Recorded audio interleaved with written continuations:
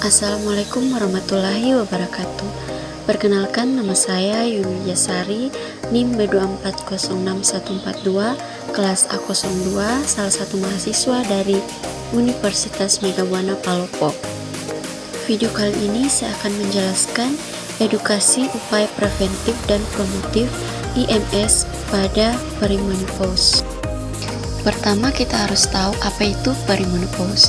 Nah, masa perimenopause merupakan fase transisi menuju menopause yang umumnya terjadi pada usia 40-50 tahun. Pada fase ini terjadi perubahan hormonal yang dapat mempengaruhi kesehatan sistem reproduksi, termasuk meningkatnya risiko terhadap infeksi karena penurunan elastisitas dan kelembapan pada organ genital. Adapun jenis IMS pada wanita perimenopause, yaitu yang pertama gonore, di mana infeksi bakteri yang dapat menimbulkan nyeri saat buang air kecil, keluaran abnormal dari alat kelamin.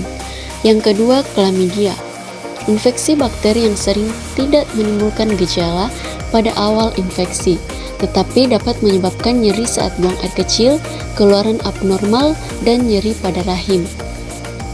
Yang ketiga, sifilis, infeksi bakteri yang dapat menyebabkan luka pada alat kelamin, ruam kulit, demam, dan nyeri pada persendian.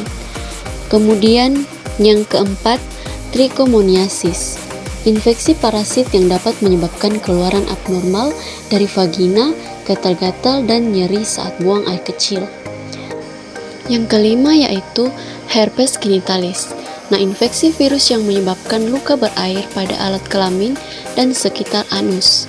Yang terakhir atau yang keenam yaitu HIV atau sering dikenal dengan kutil kelamin, di mana infeksi virus yang dapat menyebabkan gangguan sistem kekebalan tubuh dan memerlukan pengobatan seumur hidup. Faktor resiko IMS pada perempuan perimenopause yaitu yang pertama, penurunan estrogen dan perubahan anatomis organ reproduksi.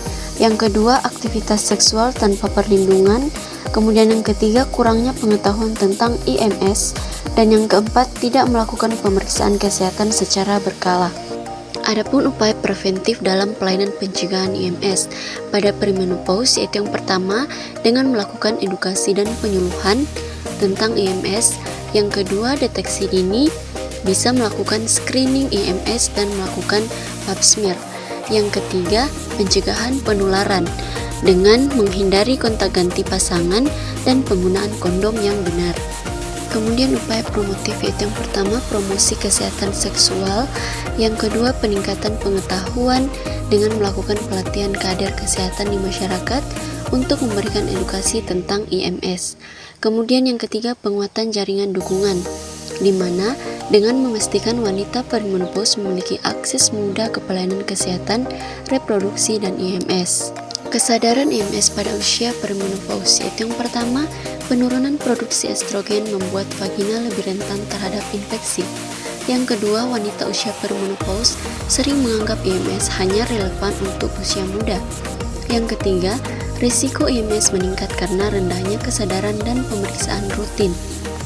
Hambatan pelaksanaan pelayanan preventif dan promotif dalam pencegahan IMS yaitu yang pertama, kurangnya pengetahuan tentang IMS. Yang kedua, kurangnya dukungan dari masyarakat. Yang ketiga, terbatasnya sumber daya yang ada. Dan yang keempat, stigma terkait IMS juga dapat menjadi penghalang sehingga individu merasa malu untuk mencari informasi atau bantuan. Adapun strategi pelaksanaan pelayanan preventif dan promotif IMS pada perimenopause yaitu yang pertama, pemberian konseling oleh bidan atau tenaga kesehatan melalui posyandu lansia atau klinik menopause. Yang kedua, kampanye edukatif melalui media sosial dan penyuluhan langsung di komunitas. Yang ketiga, perlibatan suami atau partner dalam program edukasi kesehatan seksual. Yang keempat, integrasi isu IMS dalam program pelayanan kesehatan lansia. Sekian video edukasi upaya preventif dan promotif IMS pada perimenopause. Lebih dan kurangnya mohon dimaafkan. Saya ucapkan terima kasih.